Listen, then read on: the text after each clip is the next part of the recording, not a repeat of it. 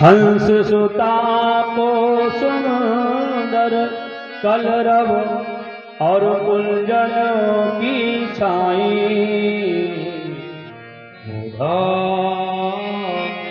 मोहे ब्रज विशोरत।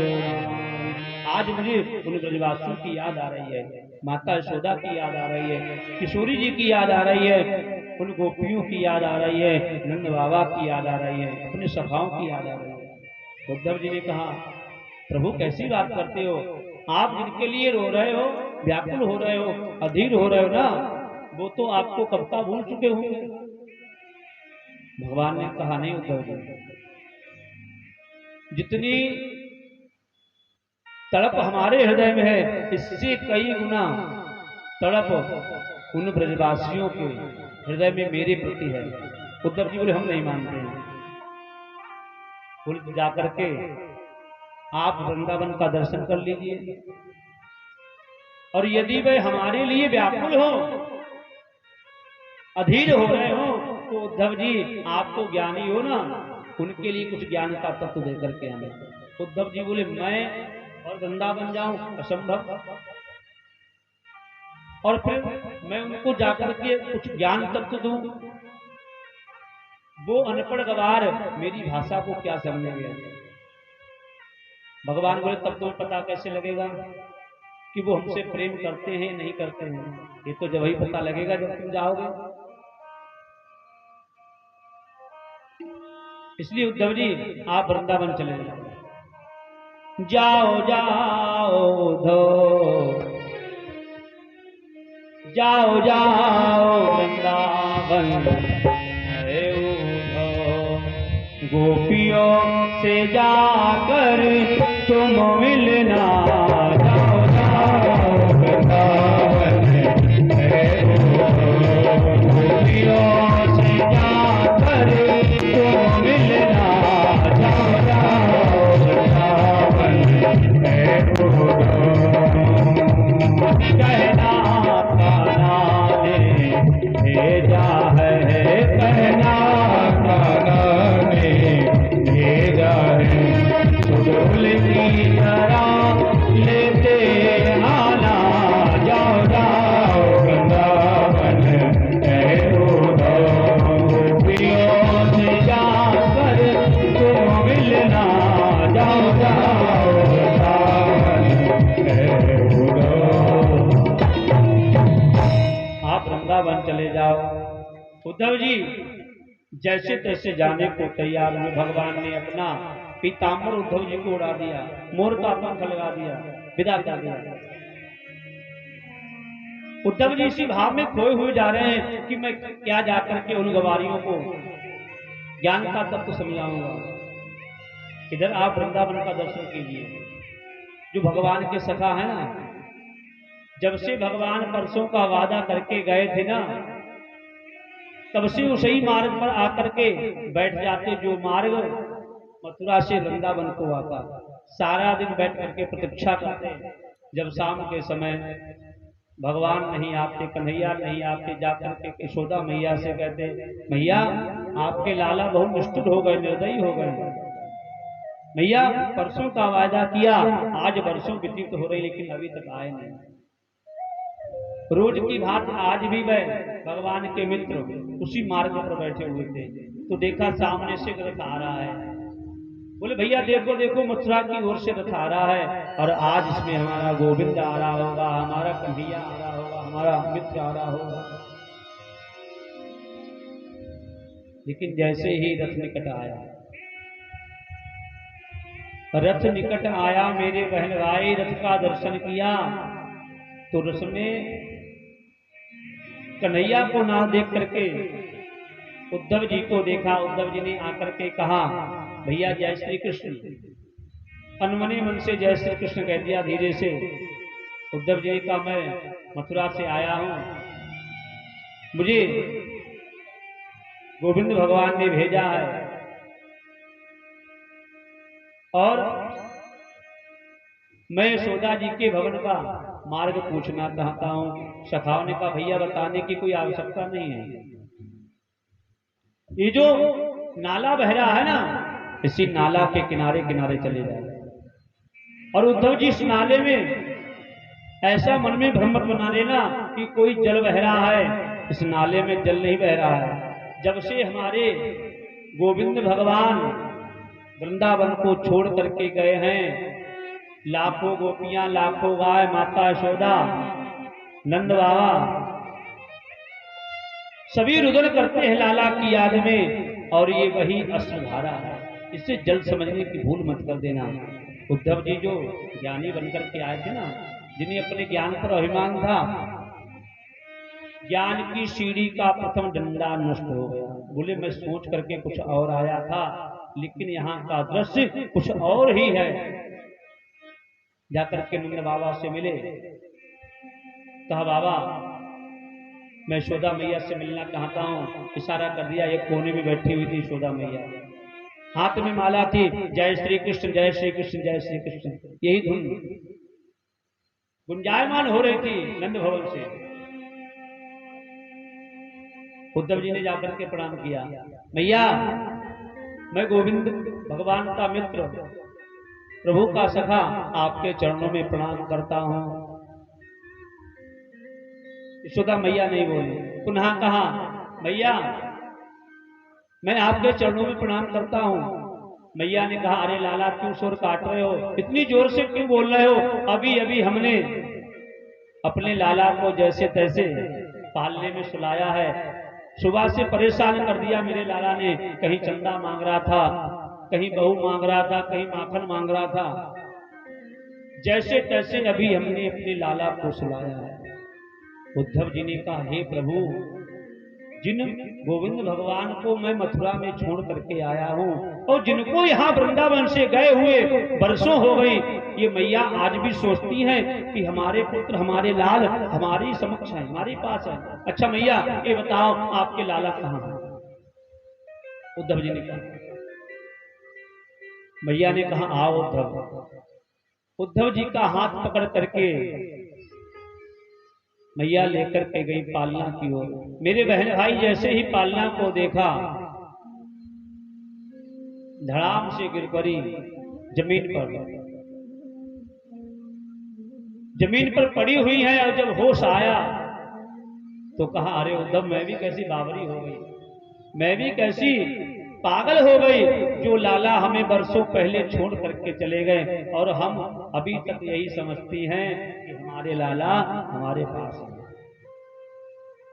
उद्धव ये वही आंगन है जिस आंगन में मेरे लाला नृत्य करते थे। मैं अपने लाला को ताली बजा करके नृत्य कराती थी, और एक लीला को तो मैं बिल्कुल भूल ही नहीं पाती हूँ अपने लाला का। एक दिन मेरे लाला ने खाने के लिए रोटी मांगी तो मैंने बेझड़ की रोटी पर मक्खन लगा करके लाला को खाने को दे दी। लाला खाने लगे, ना जाने कहां से एक कौवा उड़ता हुआ और हमारे लाला के हाथ से रोटी छीन करके ले गया। हमारे लाला मचल गए, रोने लगे। कहा मैया मुझे तो अपनी वही रोटी चाहिए, मैं कौवा से युद्ध करूंगा और अपनी वही रोटी लेकर के आऊंगा।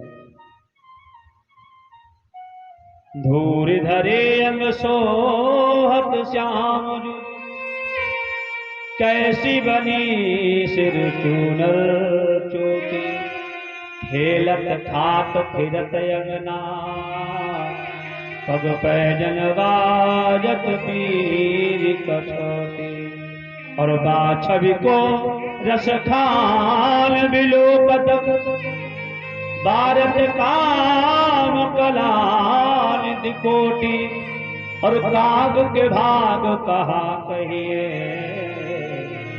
हरि हाथ सुलय गयो माखन रोटी, प्रभु हाथ सुलय गयो माखन रोटी। ये उद्धव मैं भी कितनी निष्ठुर हो गई। एक दिन मेरे लाला ने खाने के लिए पकौड़ी मांगी और मैंने अपने लाला के लिए पकौड़ी नहीं दी। शायद इसी बात को लेकर के हमारे लाला रुष्ट हो गए और हम सबको छोड़ करके चले गए। सारी रात्रि वार्ता हुई माता यशोदा से, ज्ञान की सीढ़ी का दूसरा डंडा भी समाप्त हो गया। आइए पधारिए। स्वागतम हो महाभागा। सभी का स्वागत है, हार्दिक स्वागत, अभिनंदन। आप लोग जोरदार तालियों से स्वागत करें भैया। ये हमारे पाली के भक्तगण हैं।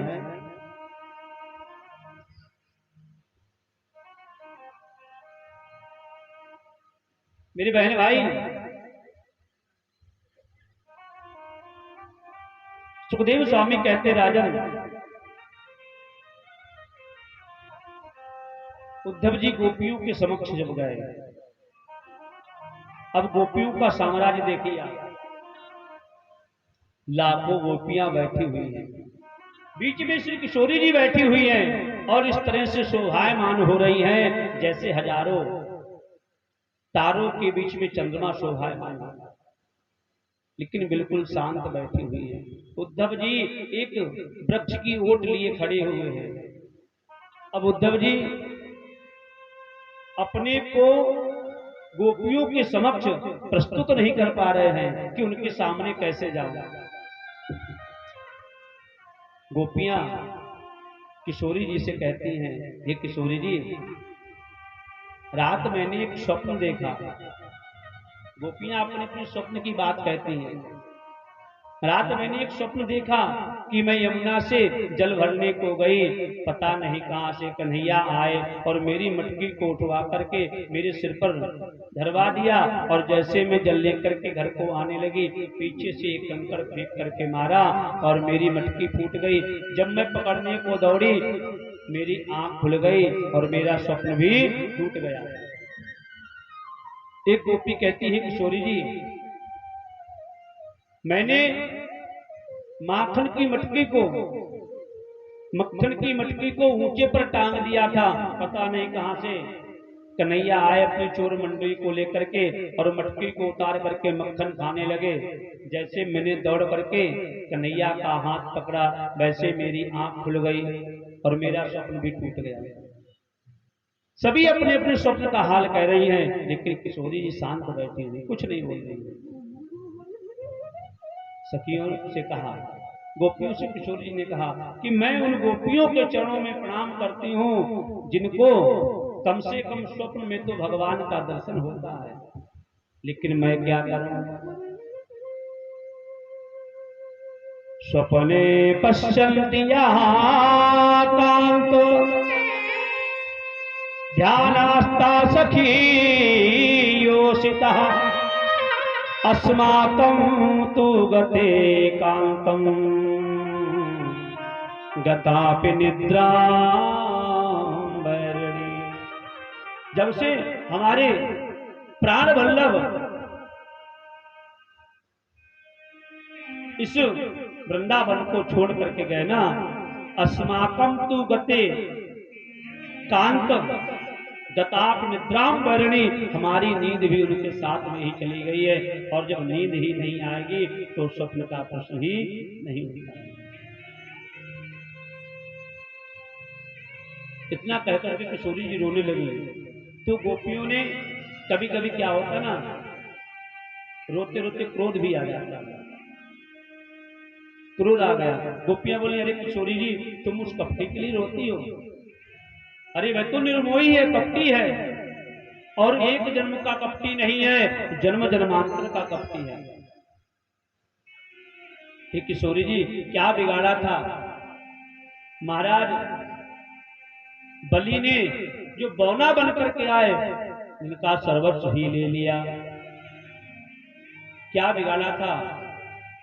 बाली ने जिसे छुप करके तीर मारा, क्या बिगाड़ा था? शूर्पणखा ने, अरे प्रेम का प्रस्ताव लेकर के आई, विवाह का प्रस्ताव लेकर के आई, और उस शूर्पणखा को अपने कान नाक कटवाने पड़े।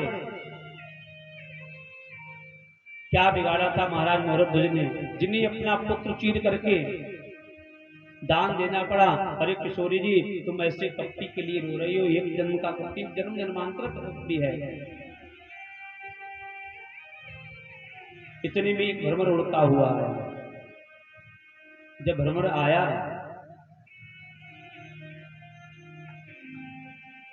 सुखदेव जी कहते हैं, भ्रमर को देख करके गोपियां कहने लगी, देखो देखो किशोरी जी, ये भौरा है ना, ये काला है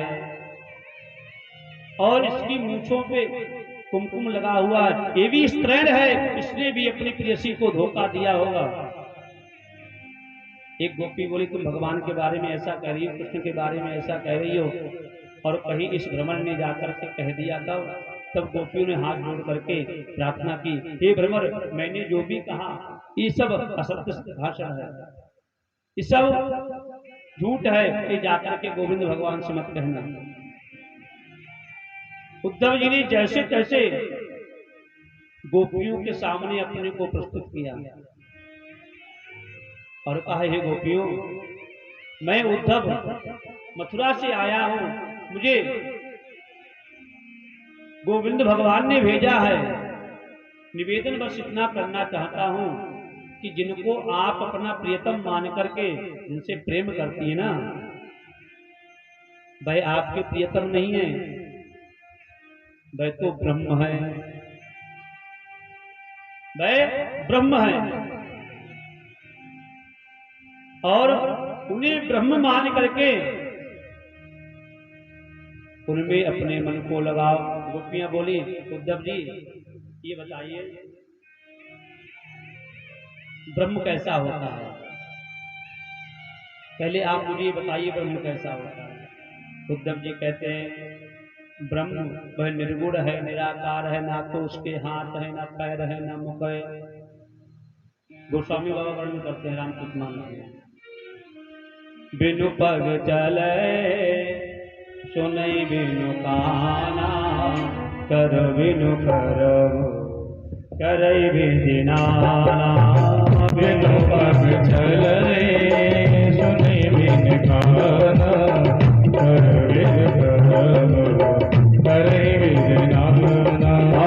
बिनु पग चले सुनई बिनु काना, बिनु पग चले सुनई बिनु काना, कर बिनु करऊ करई विधि नाना। कर बिनु करऊ करई विधि नाना। आलन रहे तो सकल रस भोगी, आलग रहित सकल रस भोगी। बिनु वाणी बतावड़ जोगी। बिनु वाणी बतावड़ जोगी। ये गोपियों बिना पैर के चलता है, बिनु पग चले सुनई बिनु काना, बिना कान के सुनता है। कर बिनु करम करे विधि नाना, और बिना हाथों से नाना प्रकार के कार्य करता है। आनन रहित, सबसे रहित है, सब में व्याप्त होते हुए सबसे अलग है, और सबसे अलग होते हुए सब में व्याप्त है। सकल रसों का भोगी है और उसकी वाणी भी नहीं है, लेकिन जब वह बोलता है तो सारा संसार उसे सुनता है। बिनु वाणी बकतावड़ जोगी। गोपियां बोले, सुनो, पहली बात तो जो आप कहते हो कि ब्रह्म का यह स्वरूप है, तो हमारे प्रियतम ऐसे हो ही नहीं सकते।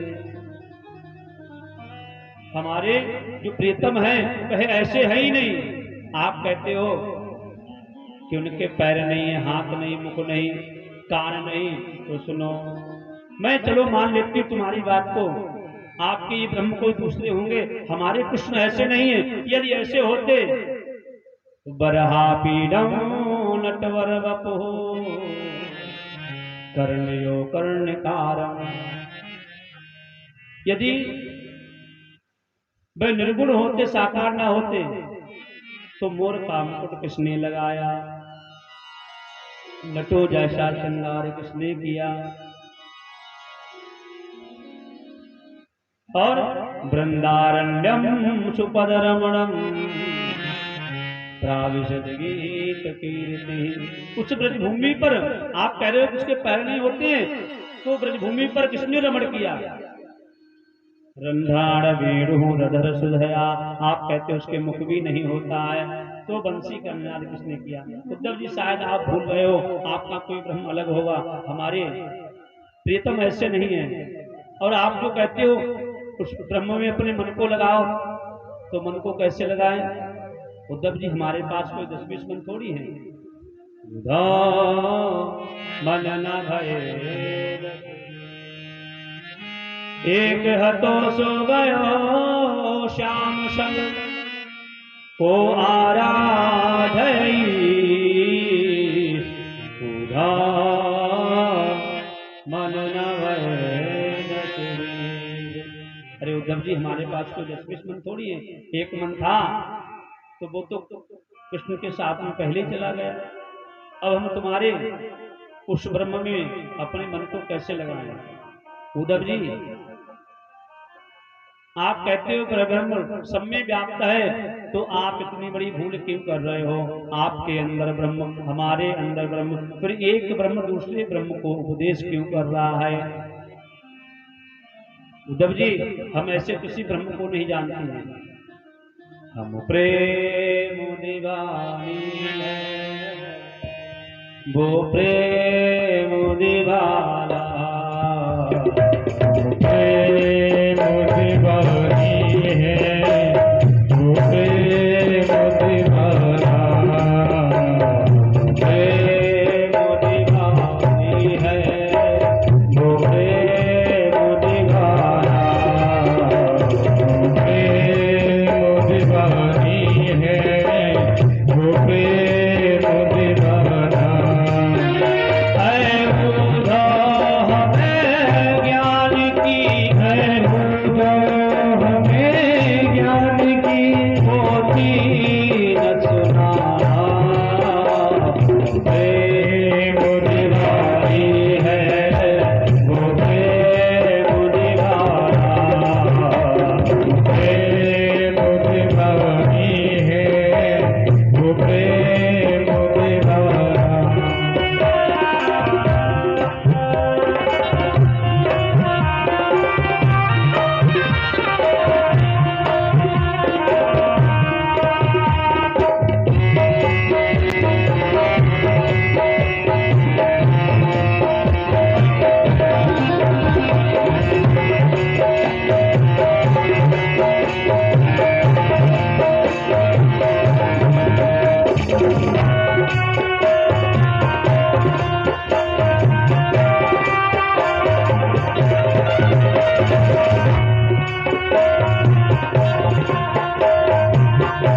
अरे उद्धव तुम उस ब्रह्म में सिर्फ मन लगाने की बात करते हो, लेकिन यहाँ तन मन जीवन श्याम का, श्याम हमारा, तन मन जीवन श्याम का, श्याम हमारा नाम। ओ रोम रोम में रम रहा, वो तुम्हारा श्याम। रोम रोम में रम रहा, वो मतवारा श्याम। आप तो सिर्फ मन की बात करते हो, लेकिन यहाँ तो रोम रोम में वह कृष्ण बने हुए हैं। रोम रोम में रम रहा, वो मतवारा श्याम। रोम रोम में रम रहा, वो मतवारा श्याम। इस तन में अब योग का, इस तन में अब योग का नहीं कोई ठिकाना। अब योग का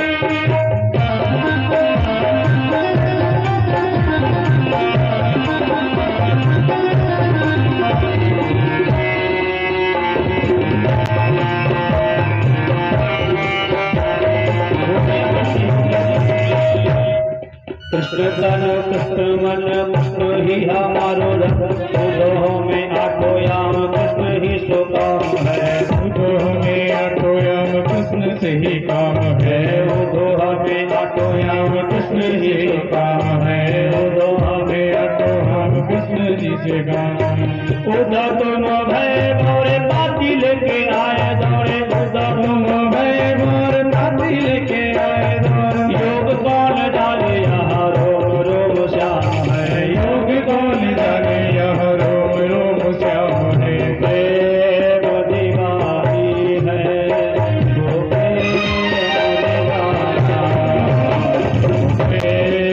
दीवानी है वो प्रेम दीवाना। उद्धव जी ने कहा हे गोपियों, जब वह कृष्ण आपके रोम रोम में रमे हुए हैं फिर आप रो क्यों रही हो? रोने का कारण क्या है? गोपियां कहती हैं हे उद्धव जी,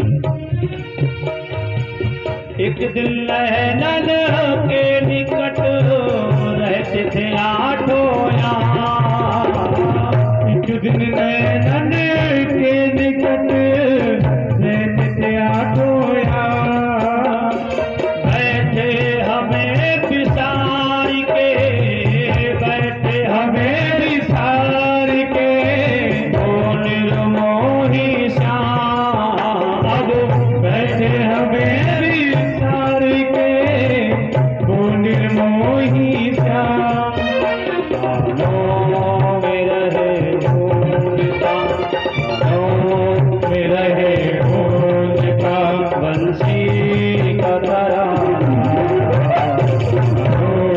में रहे गूंजता बंसी का तराना। ऐ बूढ़ा हमें ज्ञान की ऐ बूढ़ा हमें ज्ञान की कोटि न सुनाना प्रेम दीवानी है वो प्रेम दीवानी प्रेम दीवानी है वो प्रेम दीवानी। ये उद्धव जी, ये ज्ञान की पोथी हमें पढ़ाने की चेष्टा मत करो। उद्धव जी जानते हो हम किस लिए रोती हैं? जो हमारे प्रियतम परसों का वचन दे करके गए थे गोपियों, हम परसों वापस आ जाएंगे। वो अपने वचन से पीछे हट गए, बस हम सिर्फ इसीलिए रोती हैं। मथुरा कोई यहाँ से दूर नहीं है उद्धव जी, मैं चाहूं तो दिन में 10 बार मिलकर के वापस आ सकते हैं। अरे उद्धव मोहन बेवफा क्यों हो गए? उद्धव मोहन बेवफा हो गए ओ बेवजह हमसे खफा क्यों हो गए? ये बेवजह हमसे खफा क्यों हो गए। उद्धव मोहन बेवफा क्यों हो गए? उद्धव मोहन बेवफा क्यों हो गए। ये बात परसों का किया था श्याम ने, बात परसों का किया था श्याम ने परसों परसों में ही बरसों हो गए। परसों परसों में ही बरसों हो गए। ये बेवजह हमसे खफा क्यों हो गए? बेवजह हमसे खफा क्यों हो गए। उद्धव मोहन बेवफा क्यों हो गए? उद्धव मोहन बेवफा क्यों हो। उद्धव जी जो कहकर के आज से मैं 1 घंटे से अधिक नहीं रुकूंगा।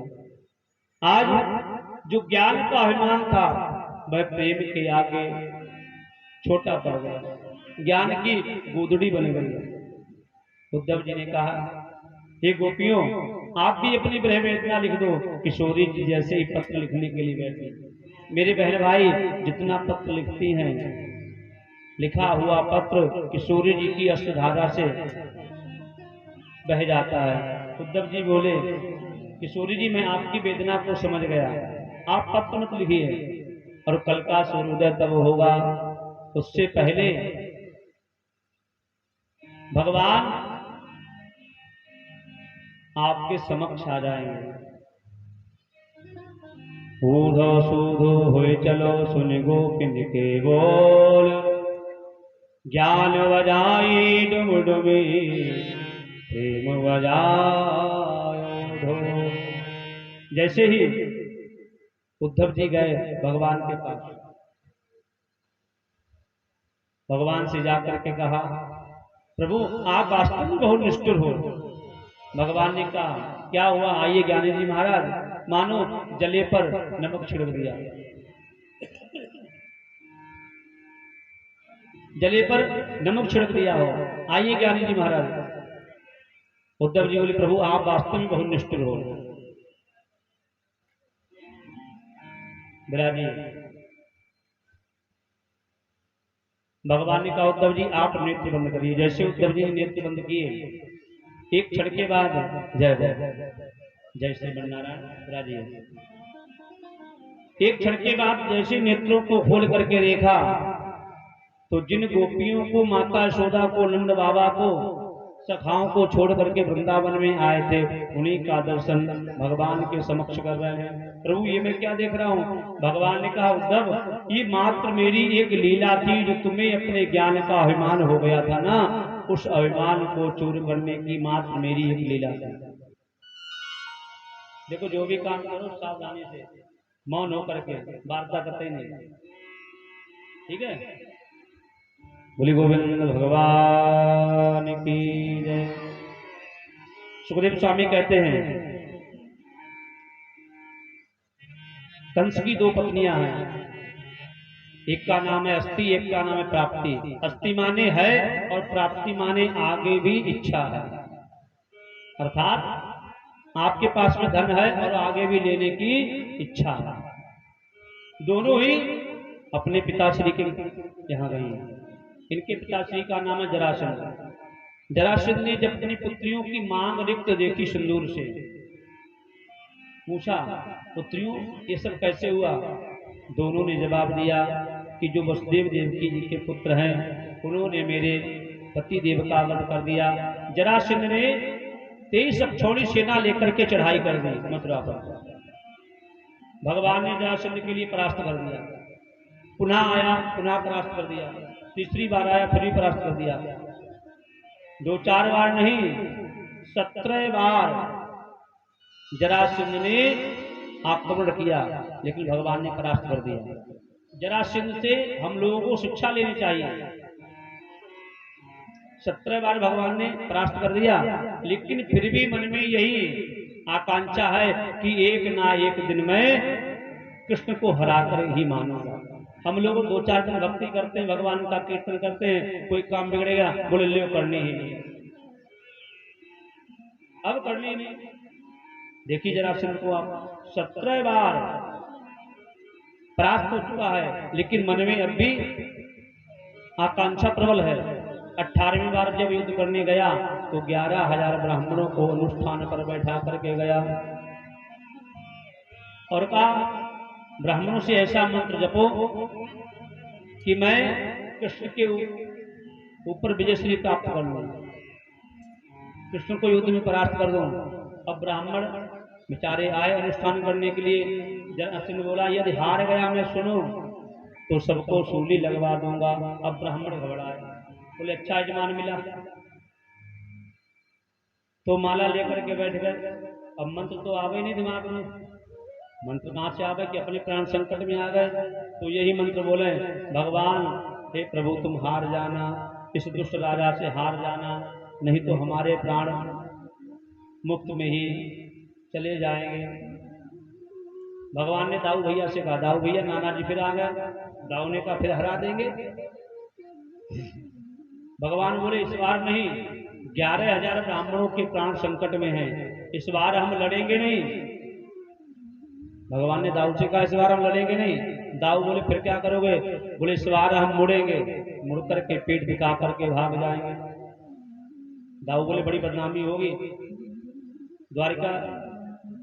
कृष्ण भगवान ने कहा वैसे भी हमारी कौन सी नाम भरी है, वैसे भी कोई माखन चोर कहता है, कोई चीर चोर कहता है, कोई नंद का छोरा कहता है, कोई वसुदेव का पुत्र कहता है, वैसे भी कौन सी नाम भरी है। आज हम उन ब्राह्मणों के लिए रण छोड़ करके भाग जाएंगे। भगवान ने युद्ध नहीं किया, पीठ दिखा करके भागने लगे। जरासंध ने कहा अरे भगौड़े कहाँ जा रहे हो? भगवान का नाम ही पड़ गया, रण छोड़। बोले रण छोड़ रहा है भगवान की। काले नाम का दैत्य पीछे से गया, भगवान ने मुचकुंद जी के द्वारा उसका उद्धार कराया। जरासंध ने चारों ओर से आग लगा दी, भगवान ने लगाई छलांग। पहले ही विश्वकर्मा को आदेश दिया, बोले समुद्र के भी सुंदर नगरी का निर्माण करो और सोते हुए मथुरा वासियों को यहां से ले जाकर के द्वारिका में सुला दो। ऐसा ही हुआ और भगवान ने लगाई छलांग, पहुंच गए द्वारिका और बन गए द्वारिका के राजा। बोले द्वारिकाधीश भगवान की। रेवत नाम के राजा हैं, उनकी पुत्री का नाम है रेवती। रेवती के साथ में बलराम जी का विवाह हुआ। जिस समय विवाह हो रहा था तो रेवती जी बलराम जी से लंबी थी, तो सभी हाथ से करने लगे। बोले दाऊ भैया छोटे और भाभी श्री बड़ी। बलराम जी को क्रोध आया, क्रोध में मूसल रख दिया रेवती के सिर पर और छोटा करने लगे। दाऊ से कहा कन्हैया ने भैया मूसल हटाइए। जैसे मूसल हटाया फिर भी रेवती जी बलराम जी से 2 अंगुल बड़ी रही। दाऊ जी में आप जाए तो जाकर के दर्शन करना, रेवती भैया 2 अंगुल बड़ी है। सुखदेव स्वामी कहते हैं राजासीद भीष्म को नाम विदर्भाद पतिर्महान तस्य पंचाभवन पुत्रा काचावरा। एक विदर्भ देश है, विदर्भ देश में कुंदनपुर नामक नगर है। उस नगर के राजा हैं भीष्म। पंचाभवन पुत्रा काचावरा। 5 पुत्र हैं, लेकिन कन्या कोई नहीं है। लक्ष्मी जी की आराधना की, मैया आप ही मेरे घर पुत्री बन करके आओ। तो एक दिन कमल के पुष्प पर एक नन्ही सी बालिका मिली। राजा भीष्म उसको ले आए, ला करके उस बालिका का नाम रख दिया रुक्मिणी। नारद जी ने आकर के बताया जो आपके घर पुत्री बन करके आई है ये लक्ष्मी जी हैं, और लक्ष्मी सर्वदा से नारायण की प्रिया हुई है। भगवान नारायण द्वारिका के राजा होंगे, इसलिए अपनी पुत्री का विवाह द्वारिकाधीश के साथ में कर देना। लेकिन जो बड़ा पुत्र है रुक्मी ने अपनी बहन का विवाह शिशुपाल के साथ में तय कर दिया। क्या होता है ना, घर में जब पुत्र बड़ा हो जाता है तो पिताश्री की उसके सामने कम चलती है, और पिताश्री को भी चाहिए कि जब पुत्र कंधे के बराबर हो जाए तो उससे मित्रवत व्यवहार करे, मित्र जैसा। ऐसा नहीं सब अपनी बात मनवावे, जो उसकी भी माने।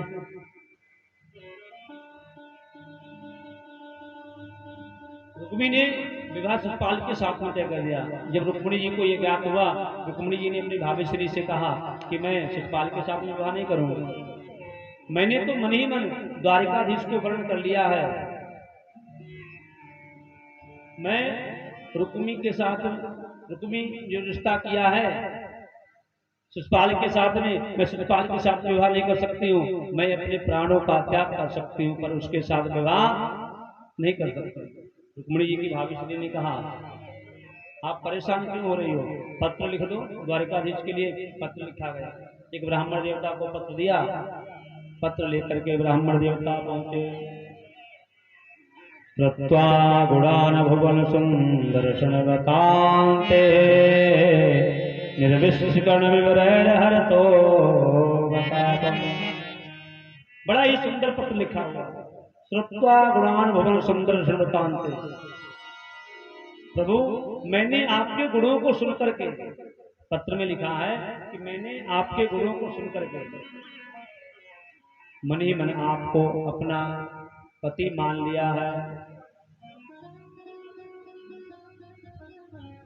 इसलिए प्रभु मैं कुंदनपुर नामक नगर में रहती हूँ, राजा भीष्मक की पुत्री हूँ, लेकिन मेरे भाई ने मेरा विवाह शिशुपाल के साथ में तय कर दिया है।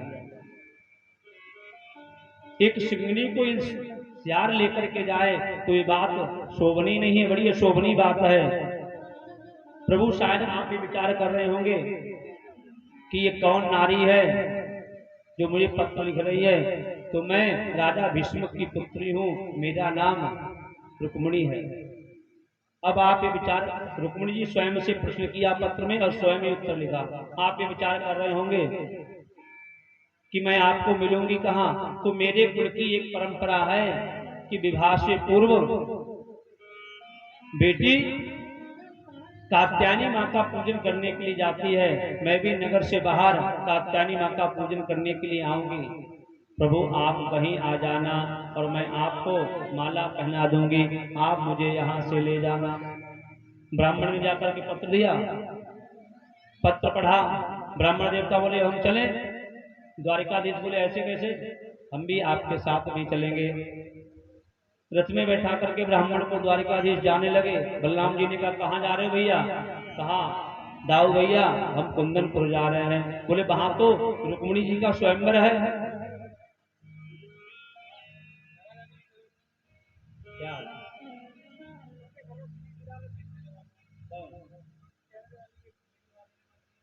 भैया क्या करो,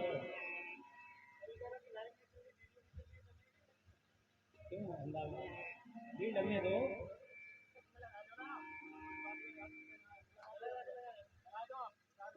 लगा दो ले।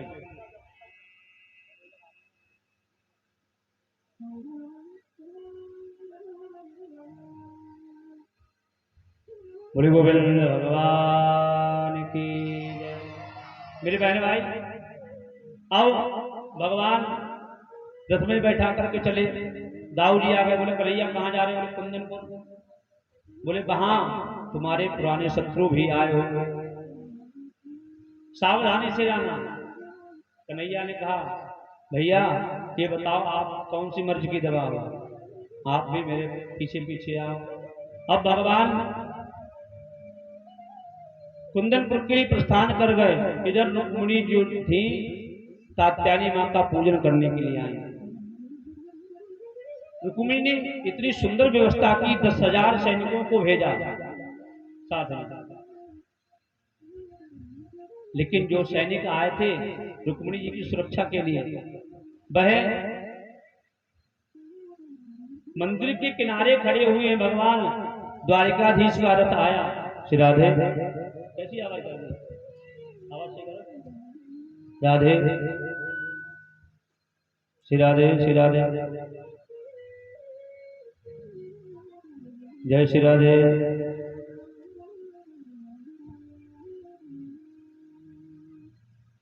आप साउंड चलाने आए हो मेरे लिए, ना कि फालतू लोगों के लिए। आप साउंड सही करिए, आप बेकार मत आइए। लीड उसकी चला, उसकी मशीन लोड उठा निकाल दो, माइक चलाइए। हमारी आवाज बढ़ जाएगी तब क्या होगा। बोले गोविंद भगवान की। अब द्वारिकाधीश का रथ आकर के जैसे सीढ़ियों के सामने रुका, द्वारिकाधीश रथ से नीचे उतरे और सीढ़ियों पर चढ़ने लगे। जो सैनिक आए थे सुरक्षा के लिए, वही भगवान के स्वरूप को देख करके प्रशंसा कर रहे हैं। बोले ओहो भैया इनका पीताम्बर तो देखो, इनका मुकुट तो देखो, कोई कह रहा है इनकी बंसी तो देखो, कोई कहता है इनका पटका तो देखो, कोई कहता है इनके गले में जो कौस्तुभ मणि पड़ी है वो तो देखो। सब उनकी प्रशंसा में लगे हुए हैं। और तब तक धीरे धीरे भगवान द्वारिकाधीश पहुंच गए मंदिर में। रुक्मिणी जी ने माला ली और द्वारिकाधीश को पहना दी।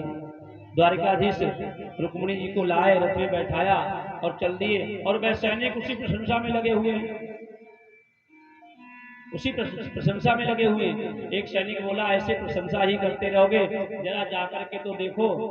रुक्मिणी जी की पूजा संपन्न हो गई।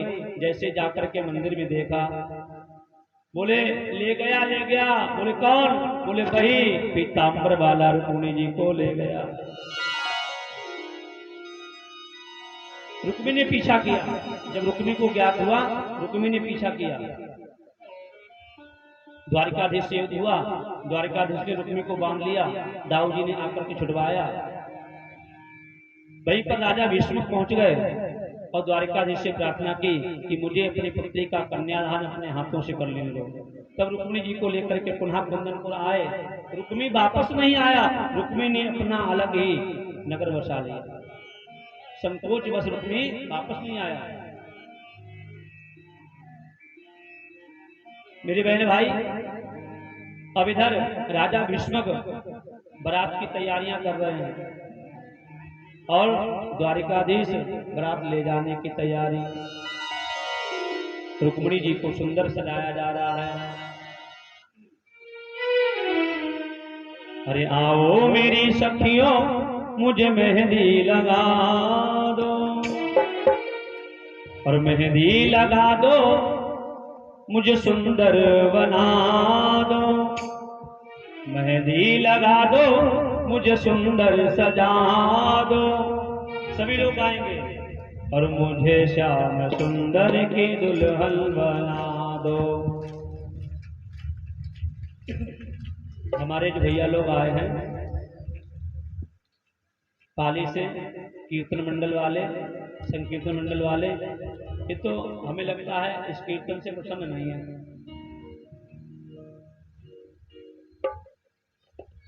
बड़ी ही हर्ष की बात है।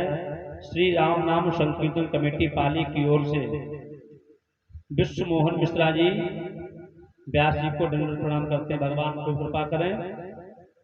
और व्यास जी से सबने निवेदन है, क्या लिखा है भैया? आओ मेरी सखियों, मुझे मेहंदी लगा दो। आओ मेरी सखियों, मुझे मेहंदी लगा दो। मेहंदी लगा दो, मुझे सुंदर सजा दो। मेहंदी लगा दो, मुझे सुंदर सजा दो। मुझे श्याम सुंदर की दुल्हन बना दो। मुझे श्याम सुंदर की दुल्हन बना दो।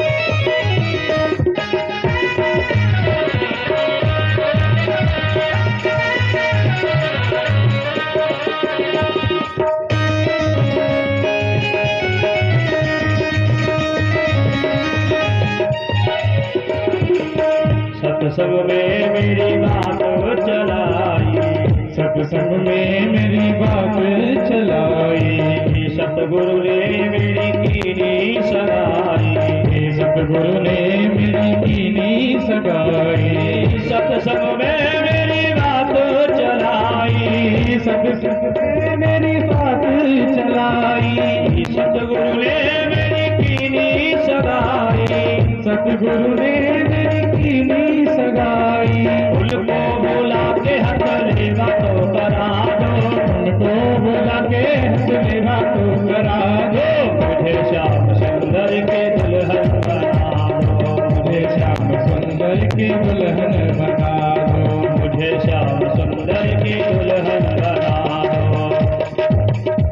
की दुल्हन बना दो। आओ मेरी सखियों, मुझे मेहंदी लगा दो। आओ मेरी सखियों, मुझे मेहंदी लगा दो। मेहंदी लगा दो, मुझे सुंदर सजा दो। मुझे श्याम सुंदर की दुल्हन बना दो। मुझे श्याम सुंदर की दुल्हन। बोले द्वारिकाधीश भगवान